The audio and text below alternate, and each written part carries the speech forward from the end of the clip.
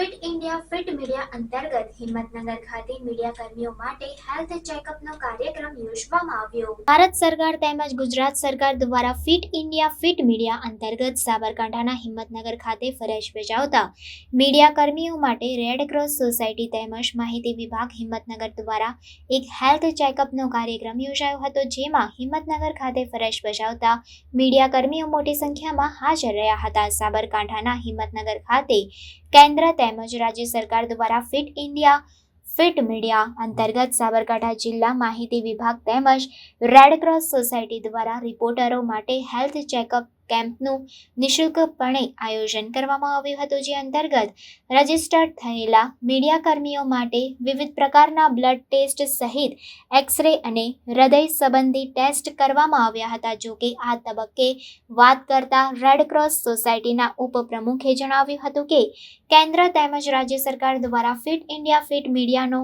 Concept મહત્વનો છે।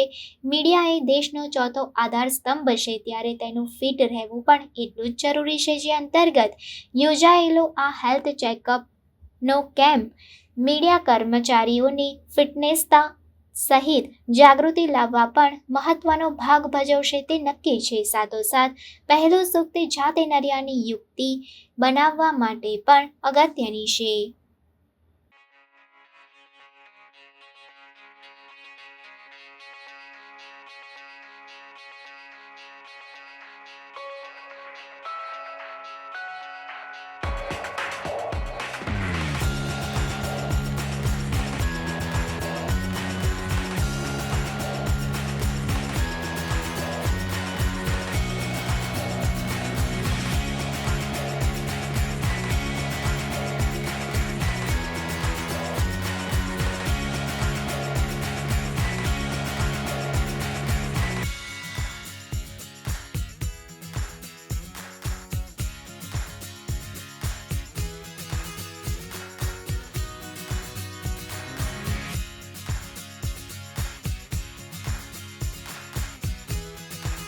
આ જે પ્રોગ્રામ છે ફિટ ઇન્ડિયા ફિટ મીડિયા એ ગુજરાત સરકાર અને ગુજરાત રેડ ક્રોસ સોસાયટી એ તરફથી કરવામાં આવેલ છે।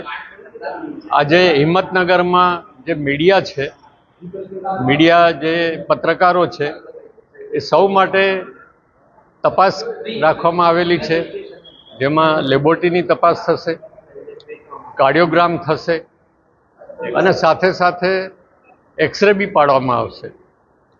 તો જો મીડિયા ફિટ હોય તો સમાજ બી ફિટ રહેશે અને એક જાતની અવેરનેસ ઊભી થશે કે આપણે હેલ્ધી રહીશું તો કામ સારું કરી શકીશું। એટલે જ આપણે કહેવામાં આવે છે કે પહેલું સુખ તે જાતે નર્યા। જો સ્વસ્થ હોઈશું શારીરિક અને માનસિક બંને રીતે તો આપણું કામ સરળ થઈ જાય છે।